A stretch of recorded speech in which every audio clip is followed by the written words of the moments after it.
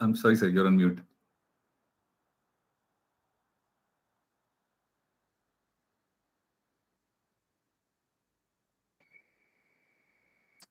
Yes, so am I visible and audible? Yes, absolutely. Thank you so much for joining us, sir. Yeah, welcome. It's a pleasure. Okay, just give us a couple of seconds while the live stream, the recording starts, and then we'll get started. We don't stand on formality over here, so I'm not going to get into a long, drawn introduction or a welcome speech or anything like that. In fact, I leave it to you, sir, to start the session once the live stream and the recording starts. Yeah, sure. Yeah, great. So I'm properly audible and visibility is fine, no? Yes, absolutely. Yeah, then 100%. Yeah. Then we just wait for a couple more minutes. I think students are still joining in, and then we'll get started. Especially on a Saturday, sir. It's yeah, I know. Saturday is a bit very no. I was saying it's very nice of you to make the time on a Saturday. I know how precious weekends are, but no. Otherwise, had it been a normal time, we would have gone out and enjoyed some. But now it's not possible. At least in the foreseeable future, it doesn't look. Doesn't look to be feasible. So another month or so, at least. I think. No, that is at least. At least. Yeah, so yes. even people like us, we are missing our office and we are get-togethers and going out for some, small dinners, lunch, and all. So we are missing everything. So it's tough time. So even our kids are confined to the four walls of the room. So same here. I have a 7-year-old daughter at home, and she's bored to death. She's driving us mad, but it's just the times that we live in. Yeah, that's it. So. These are unprecedented times, so we call black swan or whatever. No? So you're based out of Bombay, sir, right? I am based out of Bombay. I'm here for the past 10 years now in Mumbai. But I belong to Kochi. So that's my hometown.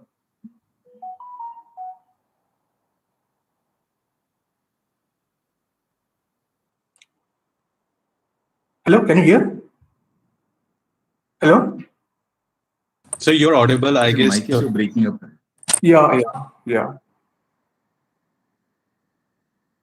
I'm sorry, you were breaking up a little bit, but I think we are back on track now. But is it an issue at my end, or how do we know? I have no clue, sir. At least in my case, I couldn't hear you clearly. Maybe one of the students could let me, but I can hear you clearly again now. So. Yeah, so now you can hear it. Okay. Yes. All right, so if we are ready, Ali and team, should we get started?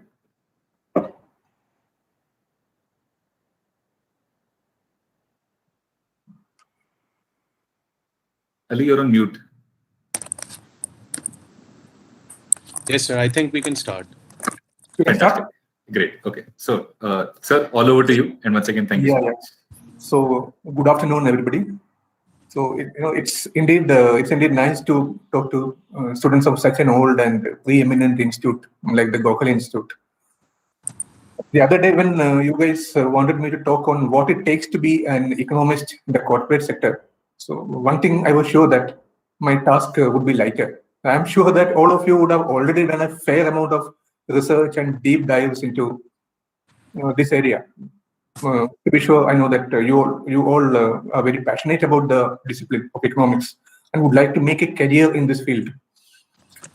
But there is one thing I would like to suggest, that it is not really correct to say that the requirement of an economist is more in the corporate sector. So if you look at the invite, you are told that the main areas are what is the gap in terms of skill sets and the awareness levels for working in a corporate. So let me tell you that, of course, I do work in a conglomerate, but the requirements are there in many other sectors also. Like in government, we have a huge requirement for economists. I am sure all of you would have heard of this dedicated Indian Economic Service. It's a very good platform where we get a first-hand exposure to all the policy making and the decision-making apparatus at the grassroots level. Also, we are trained for that.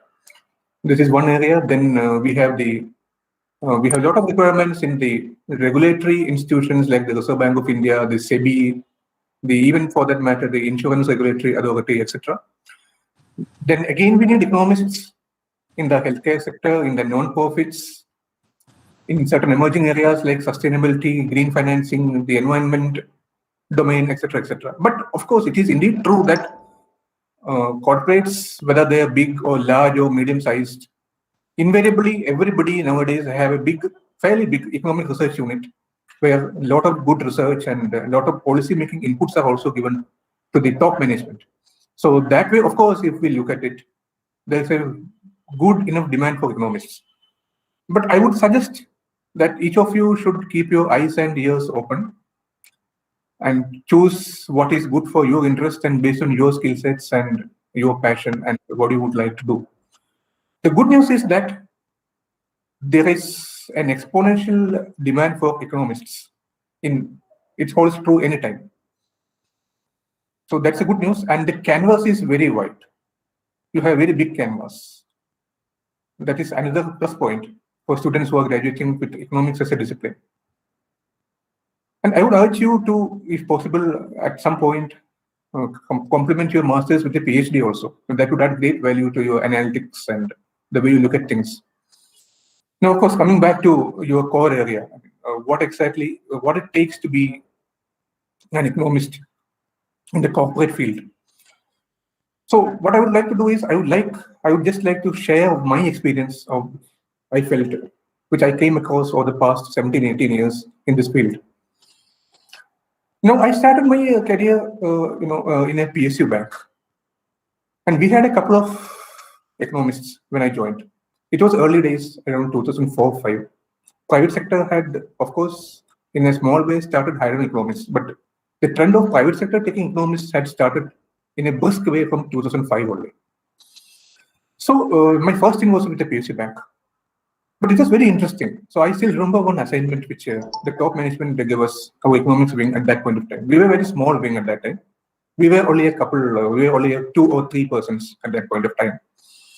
So the bank was going through some sort of restructuring, some sort of reorganization, I would say. So my boss one day called us to his cabin and told, see, we are taking a call on certain aspects. Like we would like to restructure our geographical coverage. So we want to think of whether we should expand more into, let's say, tier 2 and tier 3 centers. We want to decide whether we should scale down our operations in a metro area, or we should merge our less profitable units with the more profitable and better off ones. We should also think of whether we should expand our reach overseas, etc., etc. So these were certain assignments which they were looking at, and they entrusted some part of it to the economic research wing, saying that you guys please go and assess the feasibility of this. Now we promised, because we don't say no to many things. Sometimes we consider it beyond below our dignity to say no. even though we are not well equipped to do. So we gave a very tall promise also that we will come back and we will submit our report within a week. And we did so. But you know what happened? After going through the report, just for a couple of minutes, our department head very bluntly told us that, look, it looks like you guys are not really equipped with the tools which are required to handle this sort of an assignment. Now, remember what he told is very important. What he told is he did not tell that you guys lack the skills. What he told is you guys look like guys lack the tools which are required. Skill sets we already acquired. We have acquired that in the college level, because all of us invariably come out with good academic credentials and all. So skill sets, they know that, otherwise we would not have been there in the first place. So they decided that people like us who are recruited as specialist officers, so we are not general bankers. We were not recruited as general bankers. We are a separate category altogether. So they decided that we should be given a training at the field level so that we understand the ground realities much better. So as part of that, all of us were deputed for 6 months. For 2 months at a very large branch where the big credit decisions and project appraisals and etc. were going on.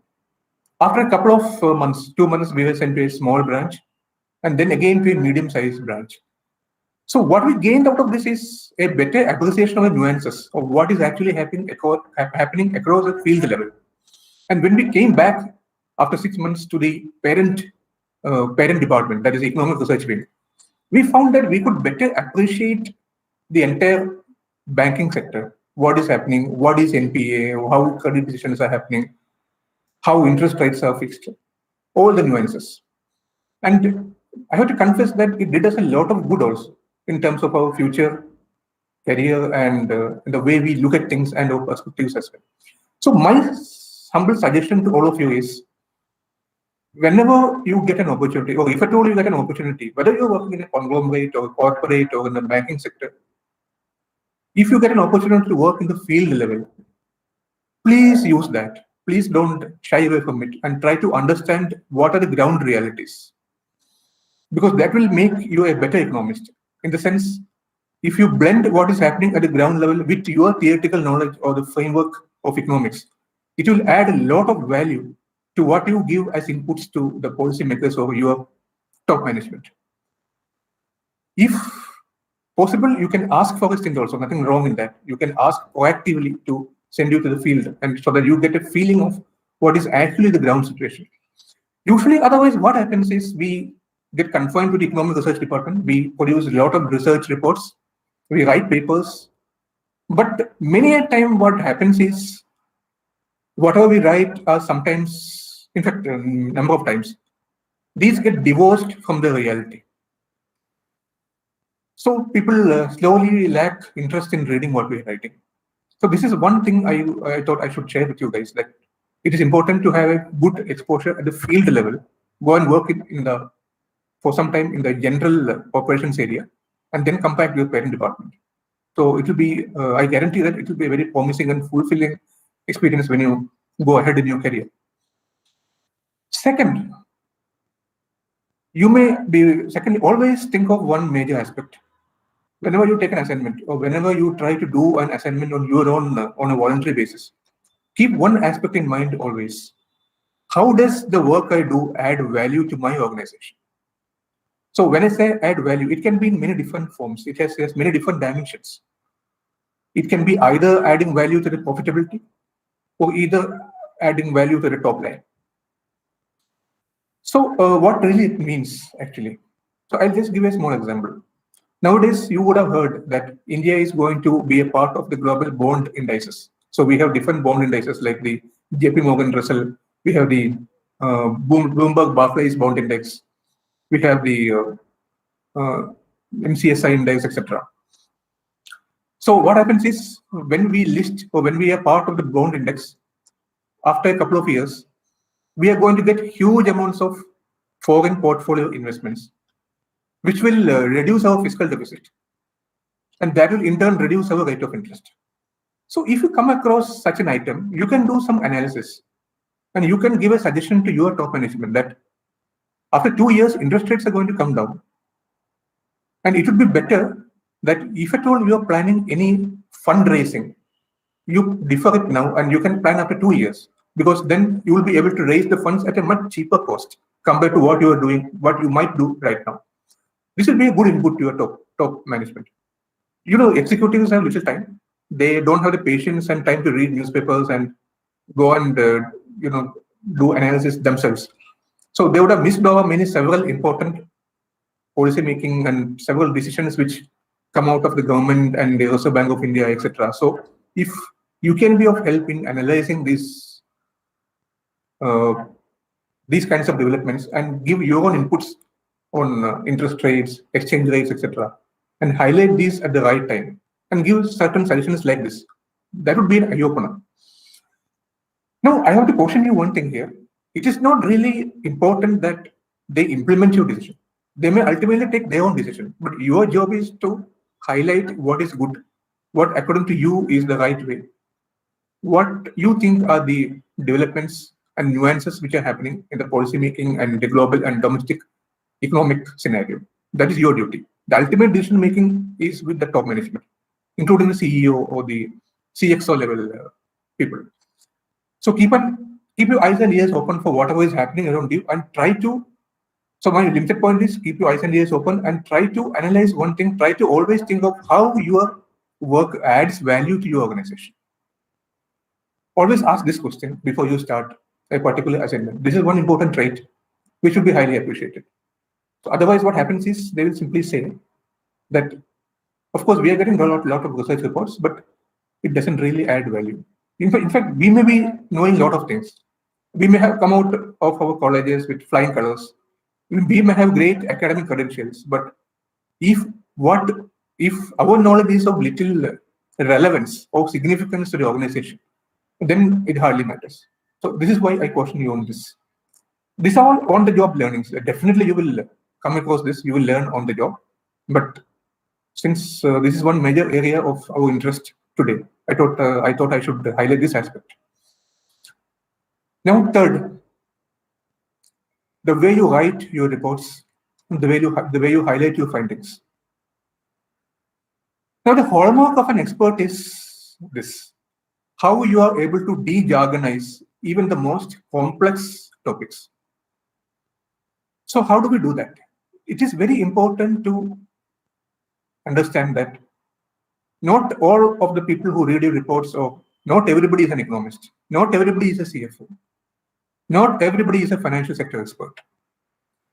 So you should always assume that the audience you are trying to target is a non-economist guy.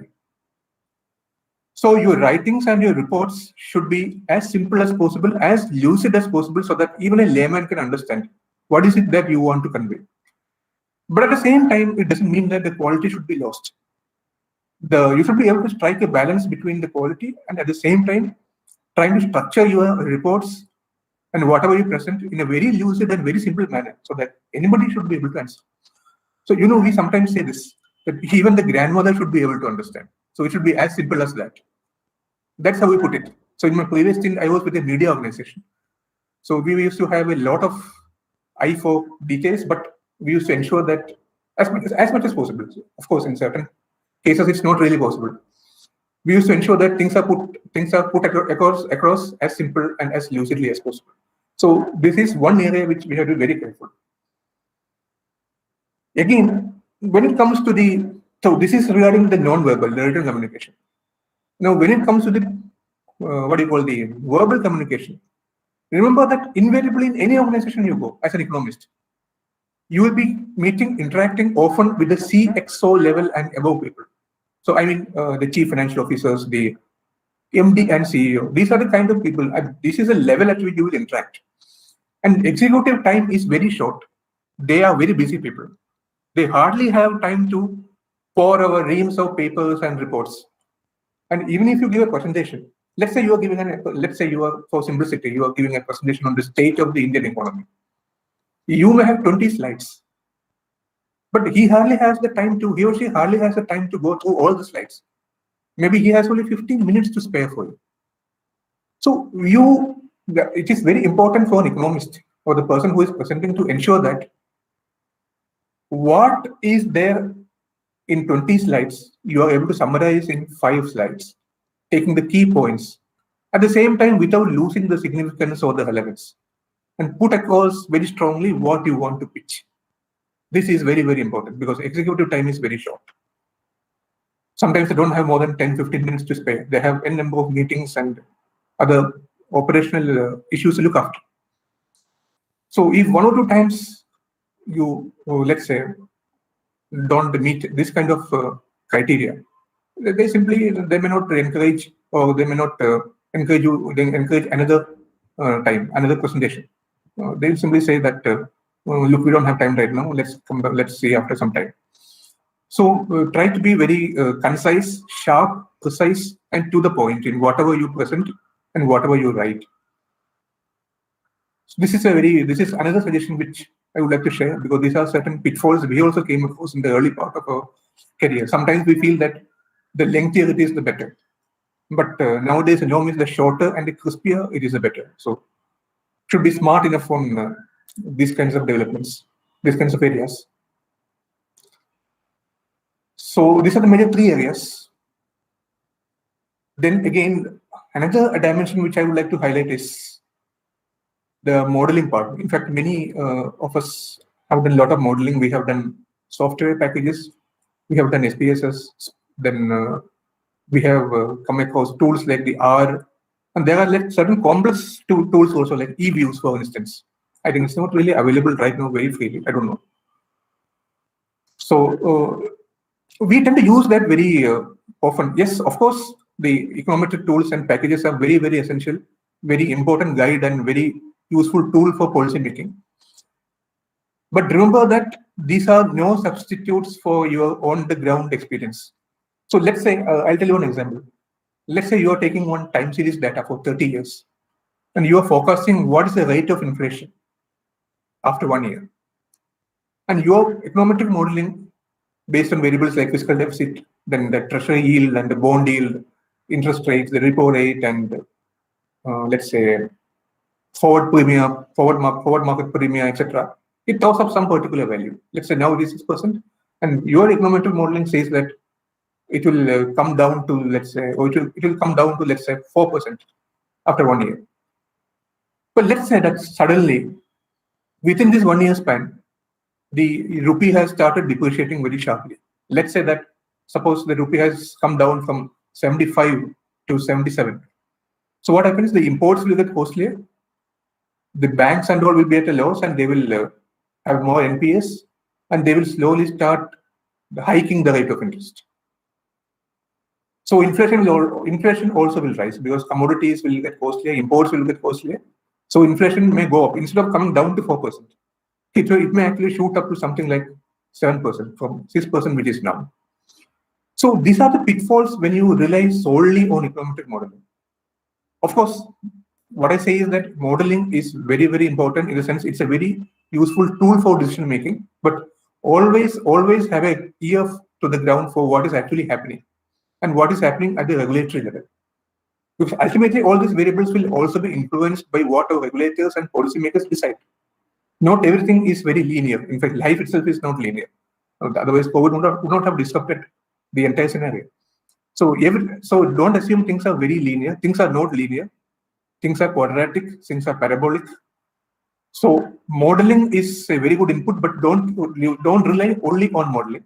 Use your sound judgment and the experience and the expertise you are gaining from on the ground touch and feel, and of course your interactions with your colleagues at the ground level on what is happening. So this is the better way, the blend of modeling and your own intuition experience. This is how we should always structure our policy inputs and reports or whatever. Otherwise, what happens is the credibility gets lost. Modeling is good, but slowly, if it's not backed by the ground level realities, and if you throw the results which are far off the mark, it may hamper our credibility. Of course, if you, let's say, give a forecasting 10 times, we can't be right all the time. It's humanly impossible also. But at least 6 times out of 10 times, if we are able to highlight the right way, then that itself is a great thing. But it but our forecast and results should not be off the mark all the time. So this is very, very important. And near to the ground is also very important. Now, what are the various wings? So what are the various departments where we can work? So the happy news here is that, while I said the canvas is very wide, the realm of economics itself is very wide. It's very difficult to divorce economics from finance. So you can be in the stock market, or you can be in the brokerage. You can be an economist in a brokerage firm. You can be an economist in a bank. You can be an economist in a conglomerate. So the canvas is very wide. And even inside these organizations, you have a plethora of departments to work. You have several departments. One is the economic research unit itself. So as I told you, there is a separate economic research wing. Then we have the risk management wing, which is also a very important wing. This wing analyzes the country risk, the sectoral risk, etc. Like, let's say you are working in a conglomerate where you have exposure to US or Ghana, African countries, etc. And you came across a report which says that the GDP growth in US is going to decline by 5%. So as a risk mitigation tool, you can advise your top management that the GDP growth of US is going to decline by 5% next year. So it is better that we reduce our exposure in whatever way. We reduce our exposure to that particular country and increase our exposure to some other country. Let's say, for instance, that South Korea is having a very good exposure. Or let's say we said that South Korea is having a very good growth rate. So we can caution the top management that this country is having a good economic growth experience. So let us have more exposure by way of setting up a plant or setting up a unit in that country, and at the same time reduce our exposure to countries which are growing slower, so that will mitigate the risk. That's called risk diversification. That's called diversification of our portfolio. This is also very, very nowadays very emerging area, the risk management function. And I don't know whether you have heard of courses like FRM, CFA, etc. CFA, of course, you would have heard. So there are several courses in risk management also, which adds a lot of value to your MSc economics degree. So risk is one very, very important area where we need a lot of economics, because country risk and sectoral risk. That is sectoral risk. Sectoral risk means whether the corporate or company you are working for should increase the exposure to cement, steel, then textiles, etc. Whether you may already have a portfolio, but whether you should increase your exposure to these kinds of sectors, or whether you should scale down. So we have a lot of data points nowadays. I remember during our earlier days, we used to have only very limited data points. Like we used to track this IIP. I think you would have heard of this, the Index of Industrial Production. This used to be the most sought after high frequency indicator at that time. Now we have several indicators. We have power demand, we have steel sector output, we have cement output. So these are all fortunately available in the public domain also. So, and time series data on all these quarterly wise is also available. There are very useful databases like the CMIE, the Center for Monitoring Indian Economy database. You have the CEIC database. You have certain very costlier databases also like Bloomberg, etc., which gives a very handy tool in Excel format. The time series data on all high frequency indicators like airline traffic, we have power demand, we have the e-way bills, and we have data on, of course, the goods and services tax collection that is already given in the government domain anyway. Then bank credit growth, the growth in bank deposits, then the profitability of listed corporates. So fortunately, now we have very well structured and well documented databases on all these factors up to at least 10 years. So this will be greatly helpful in modeling and having a good insights of what are the trends which are available on all these major macroeconomic indices, macroeconomic variables. So if you can get acclimatized with such databases before you join a corporate, it would be great, because then you would have a feel of the data. So sometimes we feel that just by looking at the data, we will be able to understand. But that's not really the case. Sometimes, many a time, we have to feed the data in Excel ourselves, plug the data manually, so that then only we will get a feel of how the data trends are panning out. And we'll be surprised that we can form our own conclusions and our own patterns based on how the data is moving. You can construct, let's say, 3-month moving average, seasonal averages, cyclical indicators. You can do your own construction, and you can play with the data. That's how I would like to put it. You can play with the data and structure different scenarios and try to get a feel of what is happening. You don't need to take what is there in the research reports or what is written in newspaper blindly. You should actually do your own analysis. You should play with the data and come out with your own conclusions. So this can be one area which you can explore even as a student, because the databases are not restricted to corporates. But I think, of course, the universities will have to subscribe to it. And I'm sure that they do. So this is one area where you should start working very hard on, so that your onboarding when you join a corporate, it will be very easy. Now, your learning times are very, very less. Don't think that when you join a corporate, they will give you huge space to learn, and then it's not like you will get 6 months to adjust and all. Invariably, within a span of 2 to 3 months, you are supposed to pick up all the intricacies and start delivering. So that's very important. So you should be prepared for that kind of a stint right from the beginning. But the advantage we economists have is that our learning cycles will be very short. So let's say you are joining a rating firm or a corporate, and you come across terms like the open market operations or the cash reserve ratio or the statutory liquidity ratio. You have already studied these concepts.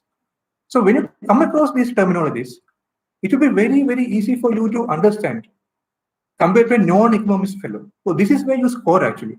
In fact, rather, it's where we guys score. Our learning cycles will be very short. What others will pick up in 6 months, we'll be able to pick up in a span of 2 to 3 months. So that first move, that edge we have, and we should try to capitalize on that. And don't hesitate to take up any work. Many times, even people like us, when we were given certain work which were not related to economics, we used to feel sometimes, after all, is it the kind of work we wanted to aspire? Is it the kind of role we expected? Sometimes that kind of feeling comes. But what my experience says is, no work is bad. You are economist, that's your core area, but don't shy away from taking any kind of work which comes to you, because there is a learning from any area. No area is redundant, no area is unimportant. But your core area should be always there. That is economics. You should never deviate from that. But at the same time, in addition, if you're getting some other roles or work, always see it as a learning experience. Always try to be on the learning curve. The objective should be to extract whatever is possible by way of learning from any organization. And it's very important that your learning cycle is kept pace, because nowadays, whatever you learn today will be redundant in a span of 5 years. New concepts and new technologies come. Machine learning tools are coming. Artificial intelligence is slowly capturing analytics and those kinds of human domains in a very different ways. So it's very important that it's not necessary that what you learn today is holding true after 5 years. So please be updated every moment. The learning cycle continues as long as you are working. Earlier, what used to happen? Somebody who was working in one area, he could continue in that area unaffected for 30 years.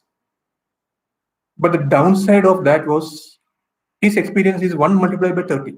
So whatever he used to learn whatever he used to do in 1 year, the same thing he used to repeat for 30 years. Now that formula won't work. Every 5 years, new learnings are coming. So if you're not keeping updated with the new areas every 5 years, it may get shorter also going forward. It will be difficult to keep pace. So what you learn now may be totally different from what you experience or what you are required to get accustomed to after a period of, let's say, 3 or 5 years. So keep this in mind and be always open to new learnings. So these are certain major areas which I wanted to highlight. Of course, you will on the job you will learn many more things. And one very important aspect, let me highlight. I want to highlight this because this comes to the mind as you progress on your career. Now, if you join as an economist, and let's say after some point of time you feel that you want to be a chief executive, please keep in mind that may not be easily possible, because that kind of roles will be available only to persons who are in the operation domain. You may feel that, or you may find that after putting in a great career as an economist, of course you will reach up to a great level.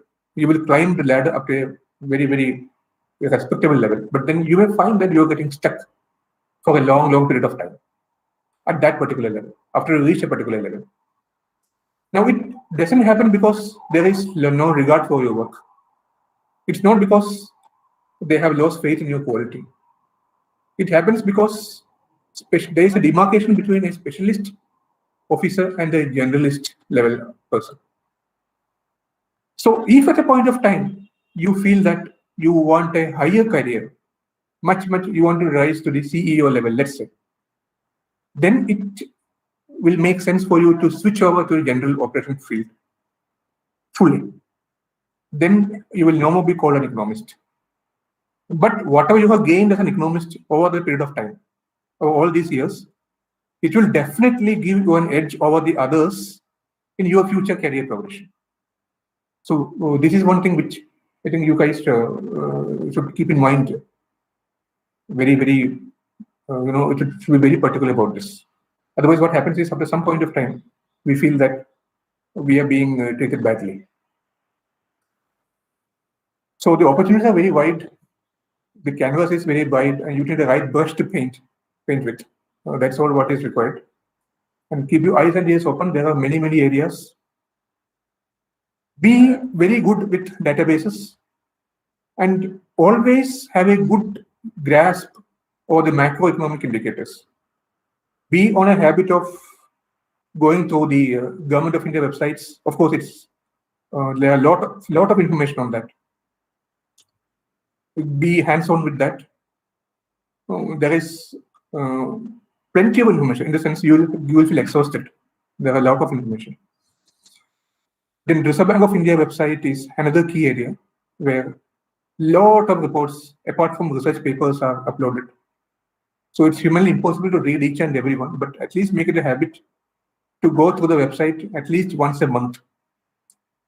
But there are certain very important publications you should never miss, like the RBI Bulletin, the Monetary and Credit Policy, which is announced every bi-monthly, and along with that, there is a monetary policy report also which comes, which contains a lot of invaluable data on the global and domestic economy. Then you have databases from various ministries like Ministry of Commerce,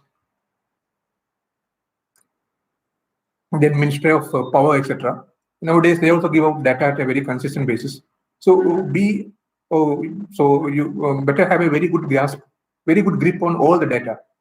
Like you suppose, let's say, so why it is important is, suppose you want to look at the data on what is the fiscal deficit of Maharashtra, for instance. This is something we don't usually think of. We think of only at the government level, at the central level. If somebody asks me what is the fiscal deficit for India, we jump and say that it's 6.5%. But if somebody asks you what is the fiscal deficit of the state of Maharashtra, then we'll be at a loss for words. So we should have a good hand over state finances also. Then what is the GDP growth at the center? What is the GDP growth at the state level? So this kind of granularity is required. The more granular you go, the more deep you go in data, the better it is. The better it sharpens your understanding,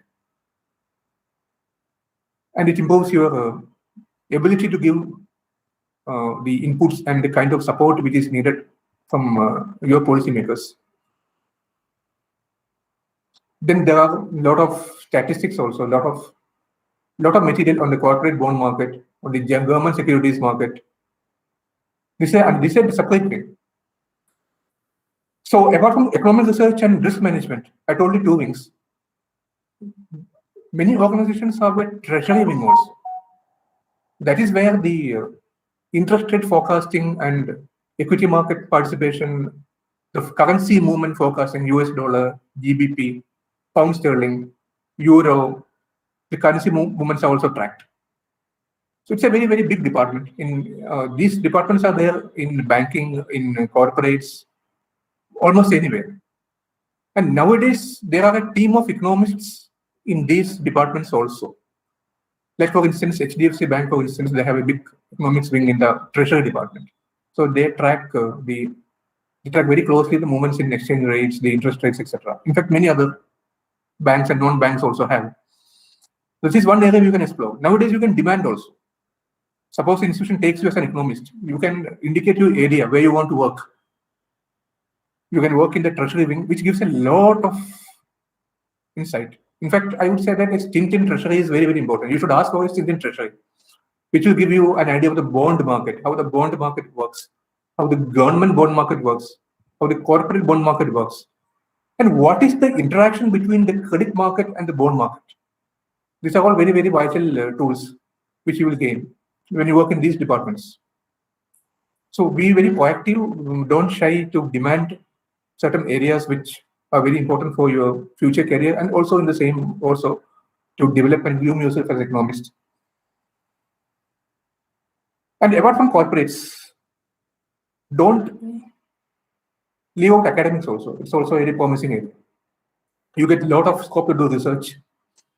You get a lot of scope to write publications, articles, to go out and present your papers in conferences. And it's a very, very satisfying field. For that, you have to be very, very good in theory and econometric tools and be up to date with what is happening in the theoretical framework now and then. So don't get bogged down by the fact that you are particularly carved out for a role as an economist in a corporate. Be on the lookout for wider things also, because at any level, learning is very good. And I repeat, the good news is that the demand for economists are rising exponentially. And that's why you find people from non-economics background also wishing to pursue a course in economics at the master's level. One is, of course, their passion for the subject. And another is obviously the fact that the career prospects are also good if you have a solid grounding in the economic domain. So, you would have learned in the undergraduate classes whether economics is a science or an art. And invariably, the answer is it's both a science and an art. So you have people from all sorts of domains wishing to pursue a career in economics. So demand is going to rise exponentially. And the more the economy develops, fortunately for a country like India, we are a developing economy. We have a lot of room for development. We have a lot of companies coming from outside India, coming to set up bases here. And there are several sectors in India which are growing very fast. And all these sectors which are going fast will for sure attract a lot of companies also. And you can very well expect a very good roles in these companies. So be very proactive and be on the lookout for new and emerging areas also. And be up to date with what is happening on the ground. Make it a habit to read at least 3 newspapers daily, 3 business newspapers, whichever is of interest to you. And also, as far as the global economy is concerned, nowadays, India is not divorced from the global scenario. What is happening in the US definitely holds an impact for India. This is why we find that, I don't know whether you track the US economy, but a very often repeated narrative now is the US treasury yield or the US government bond yield is having an impact on the Indian currency market. So if the bond yields are rising, we find that the rupee is flowing back to the US. The dollar is going back to the US. So the rupee depreciates. So to understand the currency movement of dollar INR, it is very important that we have a good grasp of the US economy also. It's not enough that we have a good hold over the Indian economy. So be on the lookout for global developments, be conversant with sites like Bloomberg, Reuters, etc. And repeatedly make it a habit to scan websites like the US Federal Reserve, the US Bureau of Labor Statistics, the Congressional Budget Office, CBO of the US, which publishes the US fiscal deficit numbers, etc. And have a good grasp, a good hold over these websites. And if possible, also frequently visit the NBER papers, the National Bureau of Economic Research papers, which are theoretical, but which gives a good highlight, good analytical view of what is happening in the US economy. And of course, the European Central Bank, the Euro area is another very important area which we need to tackle. Because nowadays we have export and import and trade relations, trade links with all these countries. So, if I harp on Indian economy alone, it won't be sufficient. My inputs also won't be comprehensive unless I caution you that you guys should be very well conversant with what is happening in the US, the Euro area, UK, etc. These are the key areas where we have exposure. Our trade linkages are very, very strong in these areas. And of course, to a certain extent, nowadays on the GCC countries, the Gulf Coordination Council countries also. So what I want to drive the point is, it's a very vast area. And many organizations nowadays have demarcated the economic function in the global domestic also, even Indian organizations. There is a separate wing to track the global economy also. So it's a very, very wide, very vast area. And as far as economics is concerned, anything which is having to do with finance invariably has a repercussion on the economy. So you can't say that what is happening in the, let's say in the stock market is something which I need not be bothered about.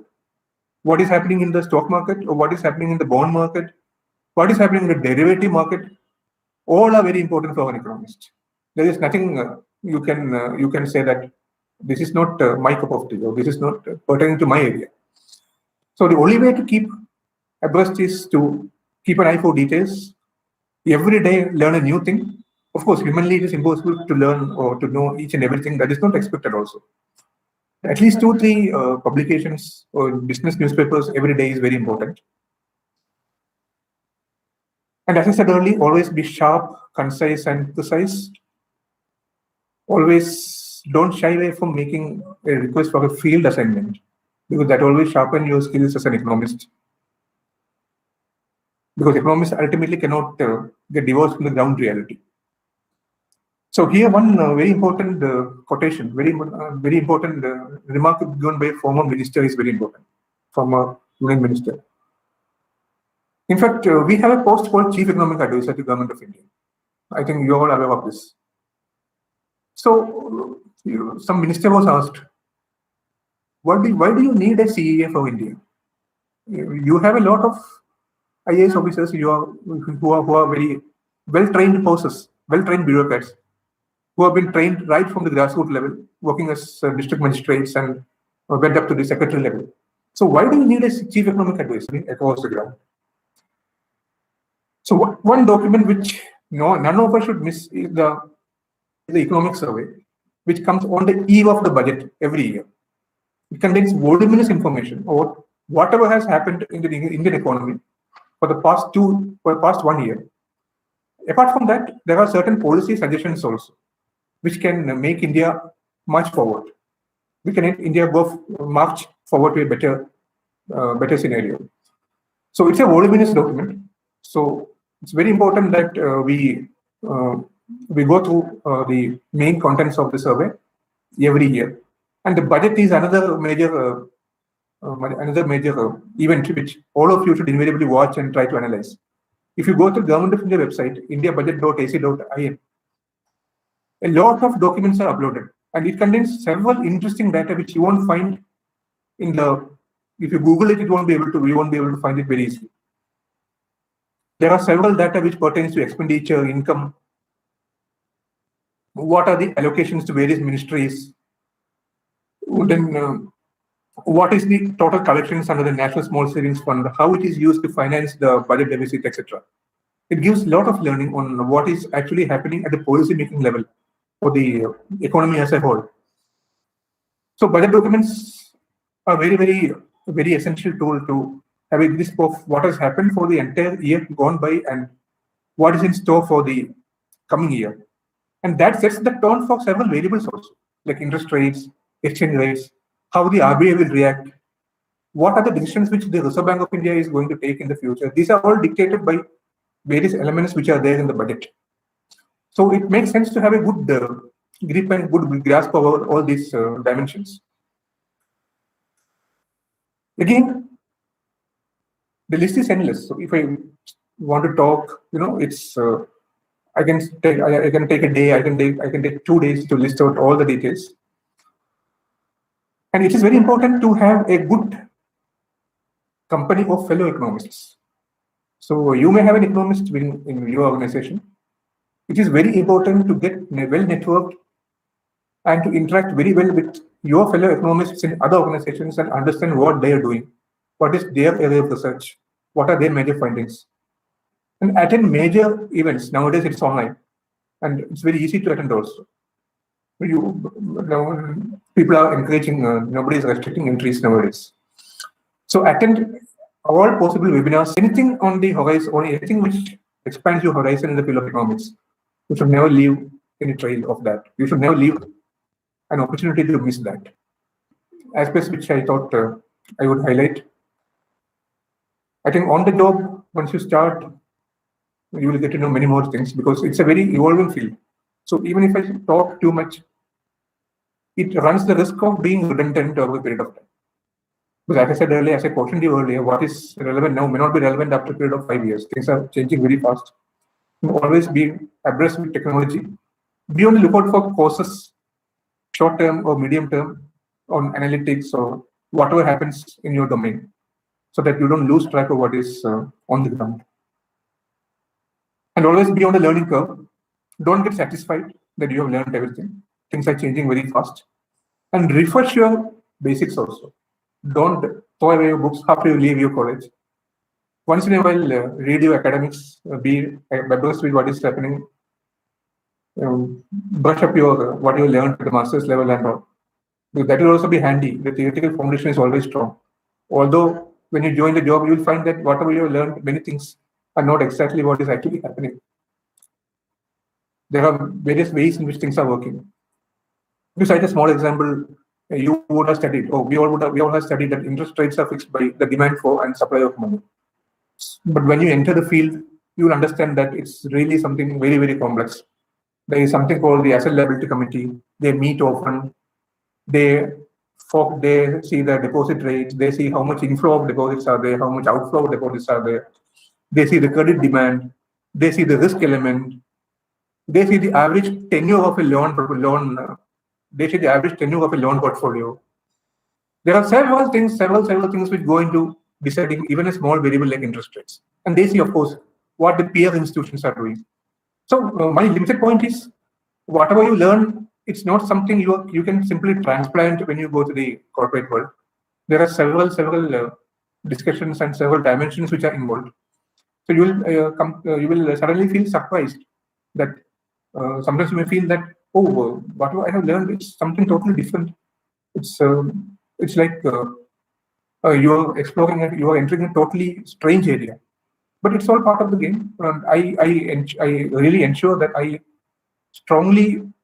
can assure you that you will feel really motivated and you will enjoy your stint as an economist. This is the most rewarding part which I would like to say. As long as you are an economist, your entire stint, even if your 30-year career, you remain as an economist, each and every bit will be highly enjoyable because the kind of work you do is dynamic. Every time it changes. The requirement of the organization, expectation from you changes every time. You have to invariably learn. You will be required to learn new areas. So it will be very, very encouraging, very, not just challenging, very enjoyable. It will be very, very good stint. And it's a beautiful profession to be. Let me be very clear about it.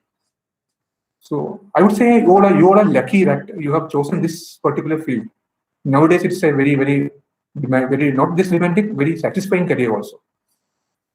So make the best use of it. Make the best use of your stint in the college to be very good in your theoretical framework, and start preparing as if you are going for a job market. Be abreast with the data and data points and all the databases. Try to think on these lines. Try to develop yourself slowly.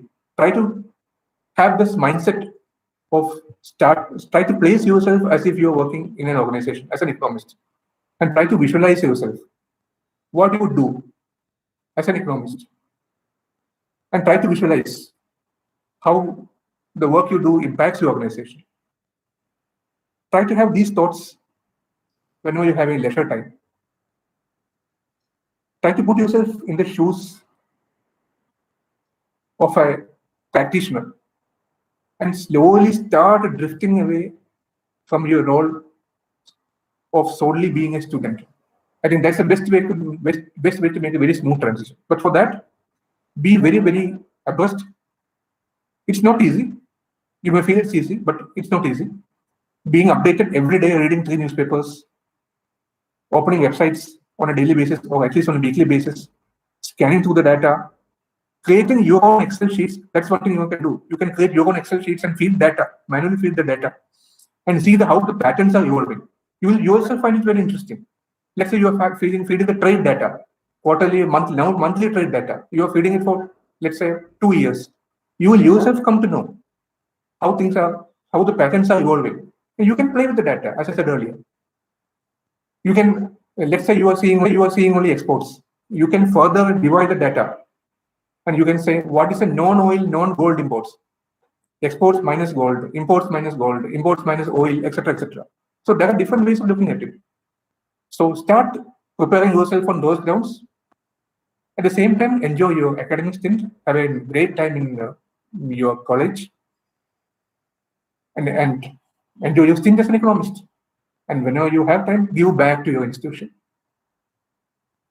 in terms of guiding your future aspirants also. How will they can? Because things are evolving. What I say now may not be relevant after a particular point of time. I think list is endless. That's all what I would like to say for the time being. So best of luck. I'm sure all of you will enjoy your stint as an economist. That I can assure you at least. So good luck. That's all. Thanks a lot again for giving me this opportunity. Thank you so much for your sir, for this interaction. All of us have really enjoyed learning about economics from you and the rules and responsibilities that one can get into after pursuing this course. So I would just like to open the stage for people if they have any questions, and it's okay with you, right, sir? Yeah, I think I have one request. So if somebody can read out the request, it will be fine. Otherwise, so it will be. All right, sure. Guys, I would request you all, if you guys have any questions, just put it on the chat box. So we'll take all these questions one by one. I'll read it to him. Yeah, please read it. So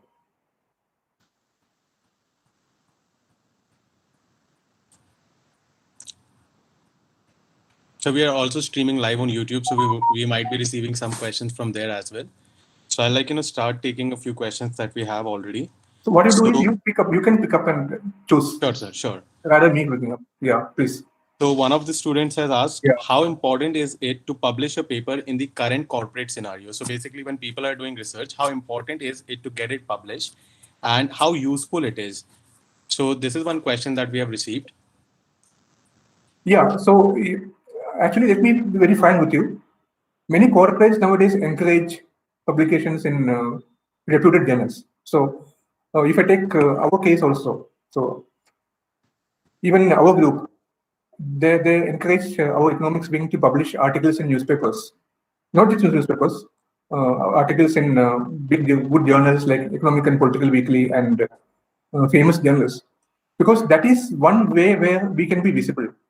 Even the corporates get visibility if one of their economics wing is publishing articles in the papers. So don't be under the mistaken notion that just because you are not in academics, in the core academics area, you need not publish a paper. Many a time we find people in corporates not publishing papers. It is just because the time is less. On the other hand, in academic, we have a lot of time exclusively for publishing papers. We get to go abroad for conferences, etc. But in corporates, it's a bit different. It's a bit more, let's say, it's a bit more, schedules are a bit more tighter in terms of work. So it's because of that.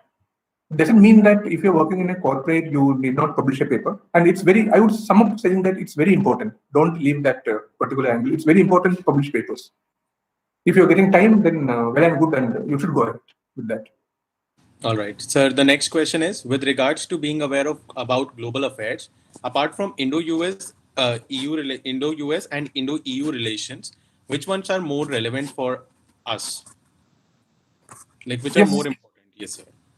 So China, obviously, it's very important because we keep on, as far as India also is concerned, we keep on harping a lot on our Indo-China, Sino-India trade links, the consistent current account deficit we run with China.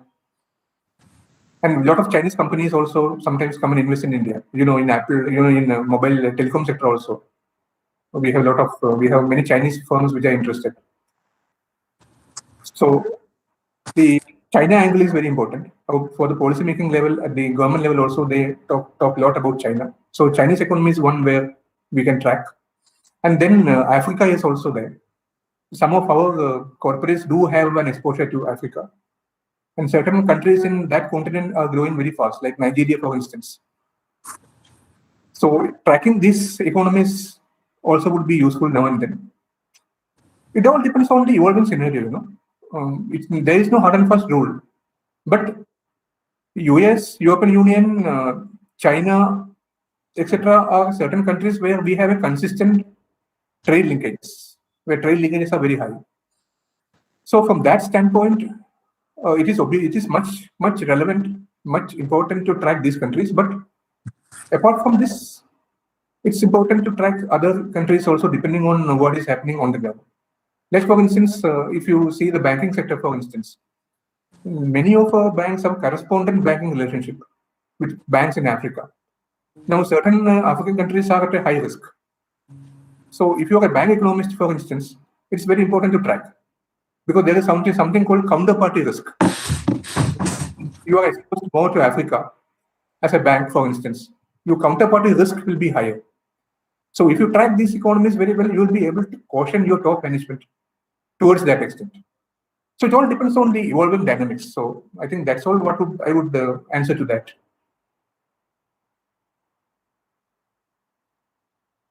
All right. Thank you so much, sir. So we have another question. So one of our fellow students has asked, how important is PhD in economics with respect to corporate jobs? And does PhD from specific universities matter? Like how important is it to get a PhD from a specific university? As far as PhD is concerned, the work you do matters. And once you enter the job market, once you made your stint in a corporate, and once you start moving up the ladder slowly, what matters more is the kind of skill sets you are gained, the kind of experience you are gained.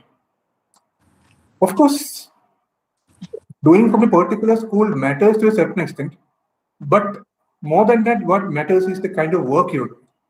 If you're doing a really good work, really good research work, and if you're able to substantiate the relevance of that to your organization, then there's no reason why it shouldn't matter. That's the way I would like to put that question. And if you're doing as a part-time person, if you are doing a PhD after entering the job market, then it's exclusively your skill sets which matter. After a point of time, your PhD loses relevance also. It's a very good tool to gain an entry up to the middle management grade. Once you reach a mid-management grade, then you have to, and if you want to progress beyond that, then your expertise and your learning on the job and what skill sets you have learned in terms of your understanding of the market trends, sectoral trends, economy, etc., that matters more. But PhD is important. That is a given. What work you do is more important. The kind of research you do. And it's important you get a very good guide also. He can, so that he helps you in publishing papers. Okay, sir. So there is another question that is there any forum for economists, both budding and established? So is there any specific forum where we can reach out to these economists for budding up and basically taking our studies or research forward? So is there any platform as such where we can reach out to these economists? LinkedIn is a good tool nowadays. If you want to reach out to any economist, you can request through LinkedIn, the way you have requested me for a talk.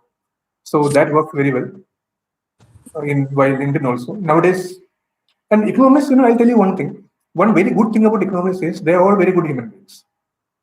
So when a fellow economist request for a support from another economist, he is very happy to help. So this is what I have found from my own experience.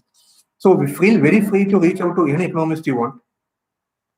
That would be a very good tool. Don't shy away thinking what he will feel or what she will feel.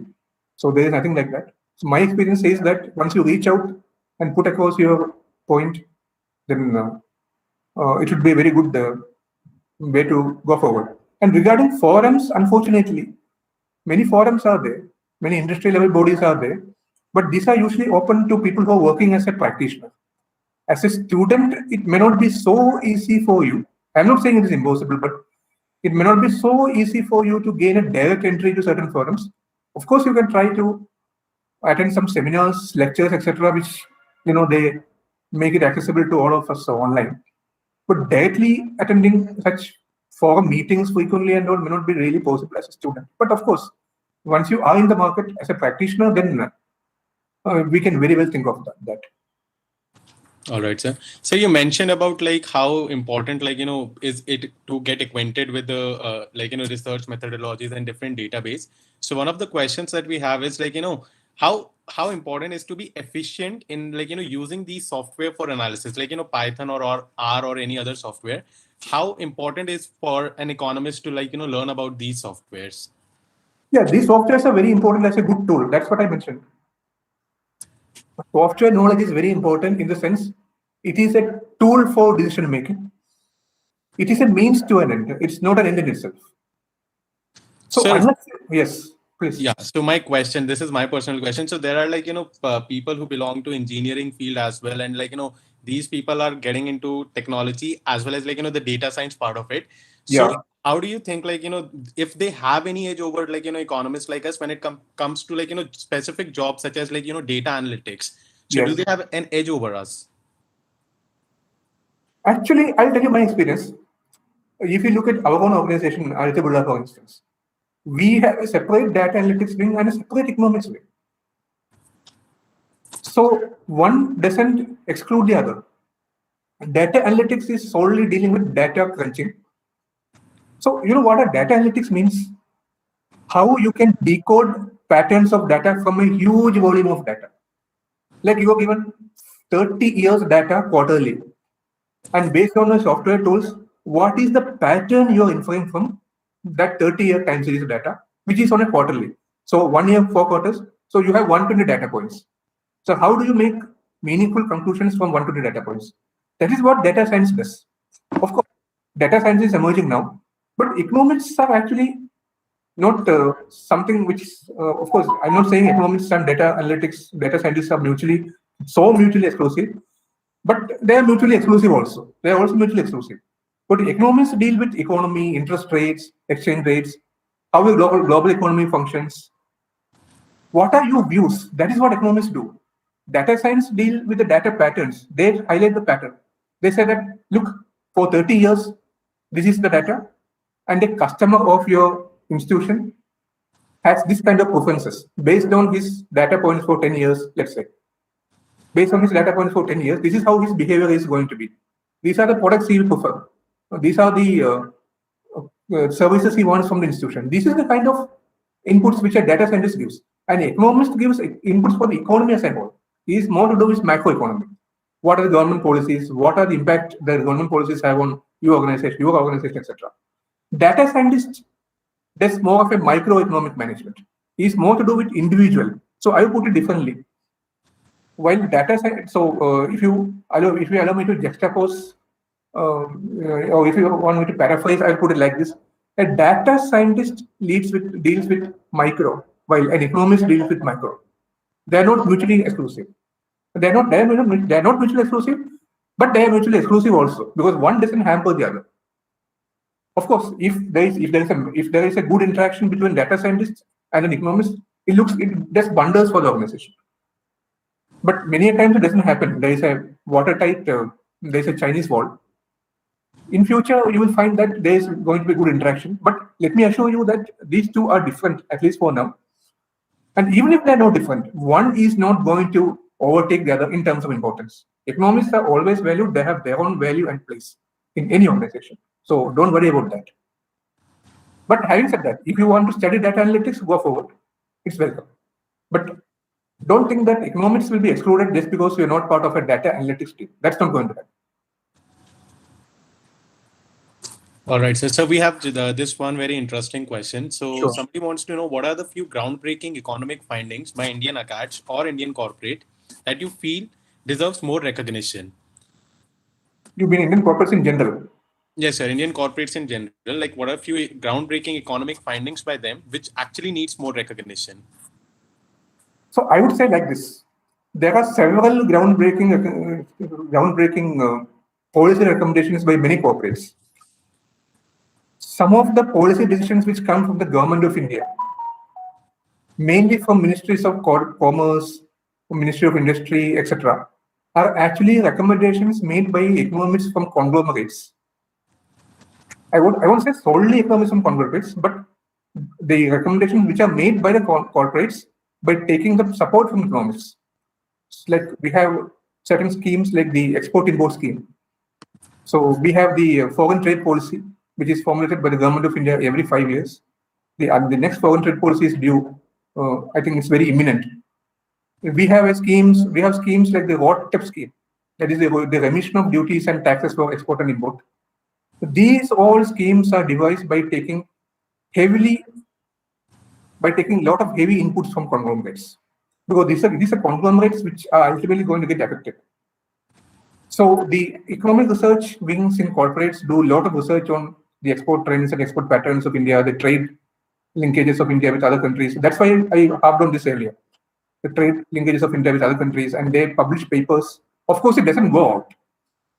Now, why it doesn't go out? Because corporate economists or the corporates are not permitted to circulate their papers in the public domain. So it doesn't go out. But we produce a lot of papers internally, and these are discussed at various forums inside the corporates. And these are again taken to the government at appropriate forums for policy making. And certain schemes, as I told you, it banks very heavily on corporates. So unfortunately, yes, many of the corporate decisions, many of the corporate economic research won't find a place in the public domain because they are not permitted to do so. But it deserves recognition. But in what way to recognize is whether to recognize that in the public domain and all. It's something very different, and it's out of it's out of our domain actually. But yes, a lot of research is happening. That much I can be very confident. All right, sir. So you mentioned something about like how we are we study, for example, how exchange rates are determined, but actually in practice it's very different. When meetings are set up and there are several discussions. So on the similar lines, we have this one question, that how can we actually integrate our academic knowledge with the skills that are required in the corporate world? Because it's sometimes it might not align. So how exactly can we integrate these two things together to actually become better economists?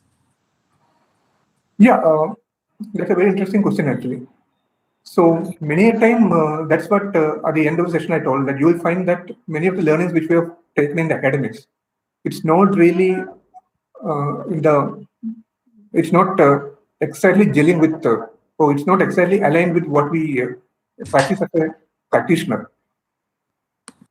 Just remember one thing, that academics will help you to gain a grounding or a head start in the subject. Like when you say USD INR, you won't be surprised. You know that if USD INR is 75.56, you know that it means $1 is 75 rupees. You know that if GBP or the euro dollar is 1.19, it means 1 euro is $1.19. So you will be having a very easy tool to understand what is happening. But let me be very blunt on this, that how to determine exchange rate, how to forecast. Forecasting is of course much easier because you have tools you can forecast. But how exactly it is determined, how exactly it is arrived, these are not actually, these are not actually dealt very comprehensively in the syllabus. So this is a fact where all of us have to contend with. And that is why nowadays we have industry academy interface. So that is why we have internships also. One purpose of internship is that we get to know what is happening. Otherwise, there was no requirement for internship. No? If everything was possible to be taught in the classroom, there is no need for internship. And then you can be full-fledged practitioner and come out of college, and you can be directly assigned a work. But it's not practically possible. It's not practically possible to spoon feed or make you know everything what is done in a corporate. Academic stint of 2 years just gives you a grounding. Internships will give you a feel, but what makes you a master is your on-the-job stint. But aligning is not a problem. It all depends on how you're able to integrate yourself. So that's what I told. When you're learning certain concepts like bond yield, a person who has not done economics, he will not even know what is a bond yield. He will be aghast. But when you're learning economics and when you're going to corporate, you will know that yes, the bond yield is the interest rate which I get if I invest in a corporate bond or a government bond. That much you understand. You understand a bit more also. You understand the difference between what is a coupon, what is a yield to maturity. You understand what is a cash reserve ratio. So when you are in a bank, for instance, when you come across the term in the treasury that our bank has maintained a cash reserve ratio of 5%, so you will be able to appreciate it very fast. You will remember it. Yes, I have learned it. This is cash reserve ratio. Oh, this is the percentage of the deposits which I am keeping aside with the Reserve Bank of India for meeting certain emergencies. So that definition you will remember. So at least you will know what is it. That itself is enough. That itself gives you a head start. This is what is possible. All right. Thank you, sir. Sir, one last question we have. So there is a question: is having a good knowledge of finance, things like risk management, stock, bond market, investment analysis required as an economist? Because there are various fields in which an economist would be having a different sort of projects that they might be working. So what is the overall impact of knowledge of these aspects? And are there any jobs except for teaching which are dedicated to hardcore economics and do not require background of finance? So how much inclusion of finance in economics is important? That's the crux of the question. So if you are aspiring for an economist to be in a corporate or a banking sector, without knowledge of financial sector, you will be incomplete. So if you're in a banking sector, if you don't know treasury, then you will be incomplete. If you're banking sector, if you don't know risk management, you will be incomplete. If you're in a conglomerate also, if you don't know risk management, at some point of time, you will be feeling inadequate. Or if you're in a conglomerate, if you don't know how the sectors function, like whatever sector, cement, steel, etc., if you don't know how these function, you will be yourself feeling sometimes inadequate. So unfortunately, without a knowledge of finance, it's very difficult to make your mark as an economist. So that is the bottom line of this. So there's the second part of this question. So because you just mentioned, if you want to get into corporate, it's something that you need to know. It's it comes with it, right? So this person has also asked what are some other career options for people who do not have a background in finance? As an economist, what could be some other career options? No, I did not say that. I did not say that if you are an economics, I said that if you're an economist, you should know finance. So it doesn't mean that you should be an MBA finance to get a job as an economist. You should know what is happening in the financial sector. Like suppose a corporate is interviewing you for an economist job, and they ask you what is the 10-year government of India yield. They said, what is the 10-year government of India security yield? You should be able to say that it is 6.04%.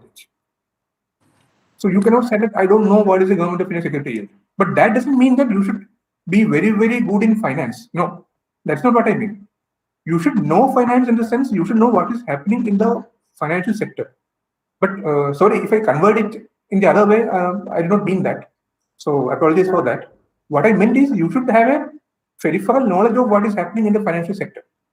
You cannot simply be a simply macro. You cannot say that you know only demand supply, or you cannot say that you know only the ISLM technique, or you cannot say that you know only the Marshall-Lerner condition, and then aspire for a job as an economist in a corporate.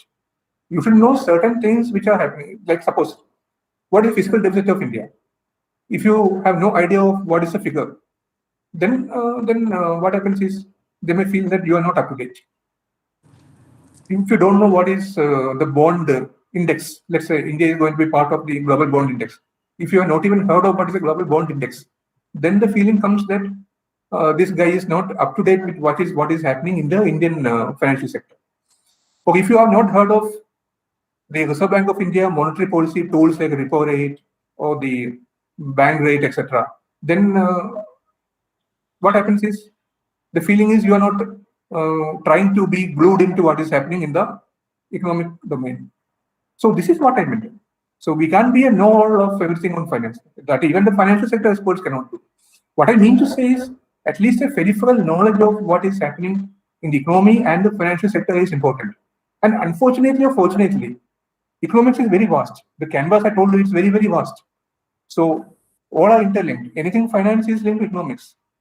So if you say derivative market, futures, options, swaps, you may not be dealing that very, very deeply in the economics classes. But at some point of time, it is good that you know what is option, what are swaps, what are futures, what are interest rate futures, etc. If you know that, it gives you an edge. That's all. All right, sir. So, sir, I would like to thank you for this very informative session and taking all of our doubts. So it was also it was pleasure for us to host you today. So I think if we don't have any more questions, so I would just would request you to give your concluding remarks, and then we can close this session. So it was really heartening to listen to a lot of questions. So I take it given that all of you are passionate about economics. Otherwise, you would not have chosen this field. Now, what is required is to be updated. That's what I keep on harping to everybody at any forum. Be on the lookout for global and domestic developments. Sharpen your academic acumen and start working now onwards as if you want to get into a great corporate and you are confident of facing an interview. Of course, we can't be a know-all of 100%, but don't leave finance. I'm not saying that you should be very good at how to determine the IRR and the you should be aware of the capital asset pricing model, or you should know what is the way to determine the rate of or the return on capital employed of a security. These are all financial analysis. I'm not saying that you should know these, or I'm not even saying that you should be aware of balance sheet analysis, etc., etc. No, but at least a peripheral knowledge of what are these, how are things happening, what are the interlinkages between the bond market and the currency market, what are the interlinkages between the let's say the credit market and the bond market. At least these nuances you should be very clear. That's what I mean. So all the best. Keep yourself updated and abreast and be relevant. Don't lag behind. That's all what I would like to say. Thank you, sir. Sir, we would like to just take one quick picture of everyone. So if I'd request everyone, whosoever can turn on their cameras, please do so.